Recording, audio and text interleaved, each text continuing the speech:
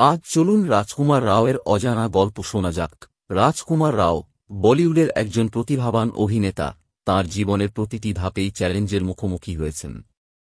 হরিয়ানার গুরুগ্রামের একটি সাধারণ পরিবারে জন্ম নেওয়া রাজকুমার ছোট থেকেই অভিনয়ের প্রতি গভীর আগ্রহী ছিলেন। কিন্তু অভিনয়ে ক্যারিয়ার গড়া সহজ ছিল না। দিল্লি বিশ্ববিদ্যালয়ে পড়াকালীন তিনি থিয়েটারে কাজ শুরু করেন।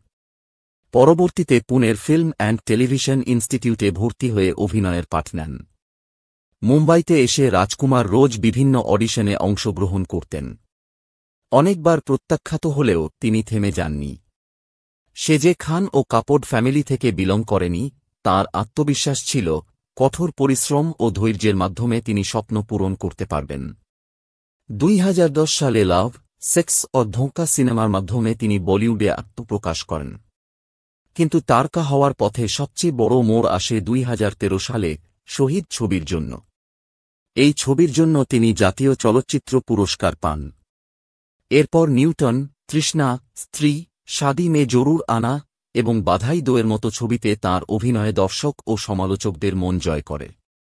রাজকুমার রাও আমাদের শেখায় যে অধ্যবসায়, কঠোর পরিশ্রম এবং স্বপ্নের প্রতি বিশ্বাস মানুষকে সাফল্যের চূড়ায় নিয়ে যেতে পারে।